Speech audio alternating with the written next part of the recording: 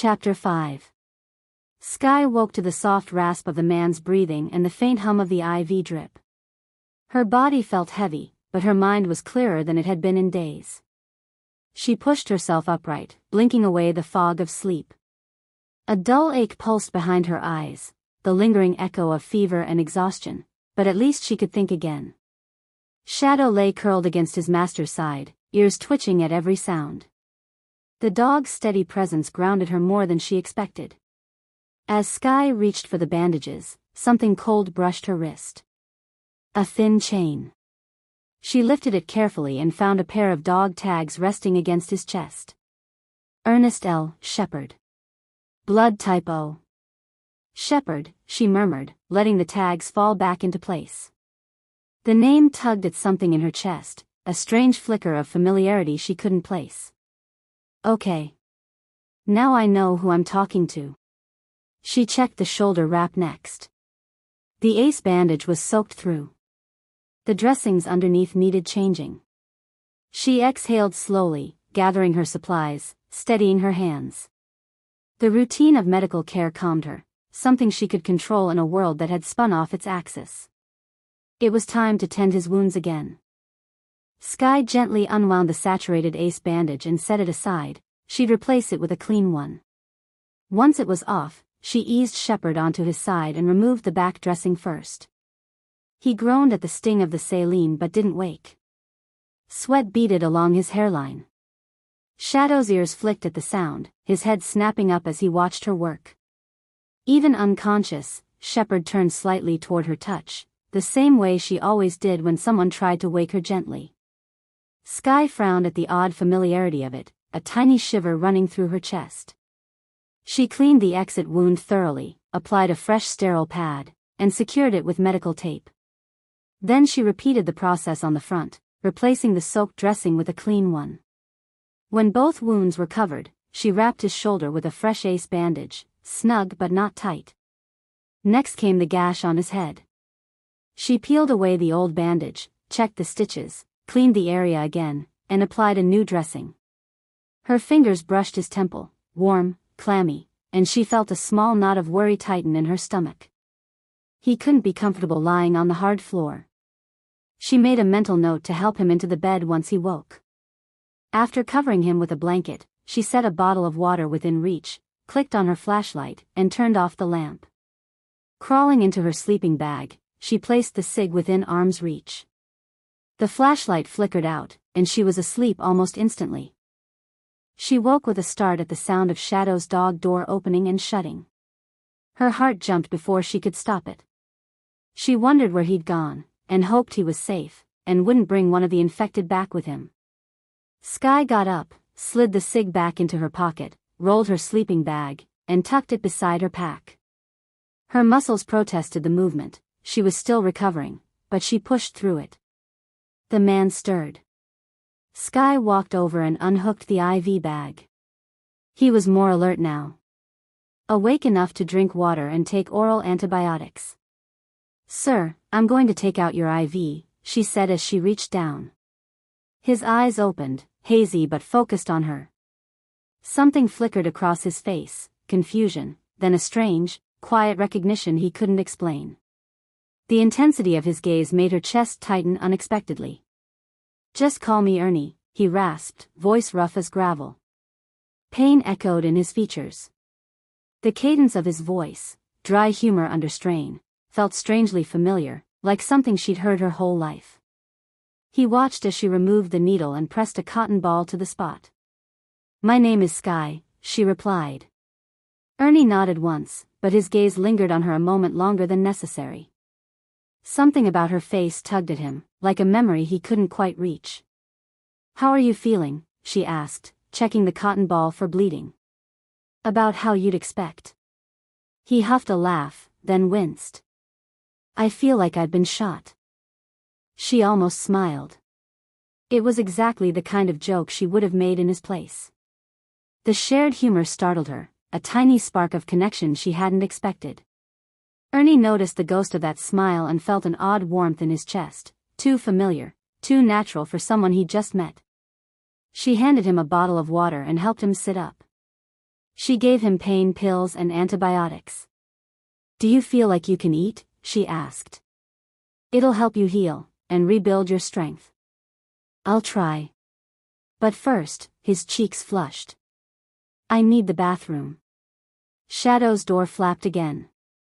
The dog padded in, tail wagging, unbothered. He sat near Ernie, waiting for permission to come closer. Ernie noticed and gave a faint smile, but shook his head. "Not yet." "Okay," Sky said, reaching for Ernie's good arm. "Let's get you up." Ernie groaned as he leaned forward. Without the use of his injured arm, getting off the floor was awkward and painful. His shoulder throbbed, but he managed to stand, swaying. Sky tightened her grip instinctively, bracing him. "This hurts like hell." "If I get my hands on those guys," he grunted. "I'll make sure they feel the same way." "Let's heal from round 1 before we go picking round 2, she said. He snorted, trying to laugh. She snorted back without thinking, an unconscious mirror. Ernie blinked. That tiny echo of him, her timing, her tone, hit him with a strange jolt of déjà vu. "Let's just get you across the room to the bathroom," she added with a dry smile. "Then we can conquer the rest of the world." Another snort. Another wince. "Try not to use your arm yet," she warned. "We'll work on range of motion later. You need a few more days." She kept a firm grip on him as they shuffled forward. He leaned into her support without hesitation, as if they'd done this 100 times before. The ease of it made her chest flutter with something she didn't have a name for. "Still a bit dizzy. And my head's killing me," he muttered, stopping as the room spun before he could continue. He closed his eyes and breathed through the dizziness, the same slow, controlled breaths she used when her fever had nearly taken her down. Sky steadied him. Ernie felt her hand on his back and, inexplicably, the tension in his chest eased. He didn't trust easily. He didn't lean on people. But with her, it felt natural. "You got a concussion from that blow. Here, hold on to the sink," she said, guiding him forward. She placed his hand on the counter. "If you're steady, I'll let you handle things. I won't close the door all the way. Just, don't try to walk out alone." "I got it," Ernie said. "The way I feel, I won't be doing any long-range running." He gave her a small smile, then flinched as pain shot through his head. Sky nodded and stepped away, gathering the blood-soaked emergency blanket and tossing it into the trash bin. She pulled back the covers on the bed. He'd need a real place to rest. "I'm ready," Ernie called after a moment, freshly washed. Sky returned and offered support. "Let's get you into bed. I'm sure you're done with the floor."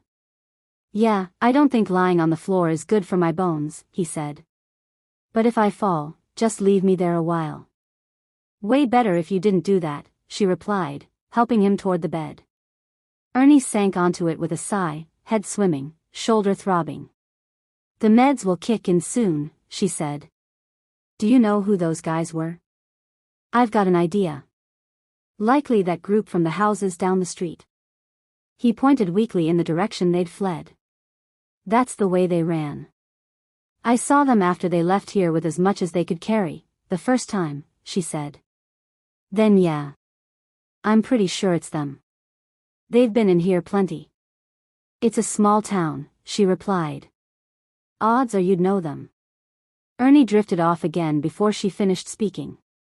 As she eased him back onto the pillow, he mumbled, barely conscious. "Don't go far." Sky froze. The words hit deeper than they should have, a strange ache blooming in her chest.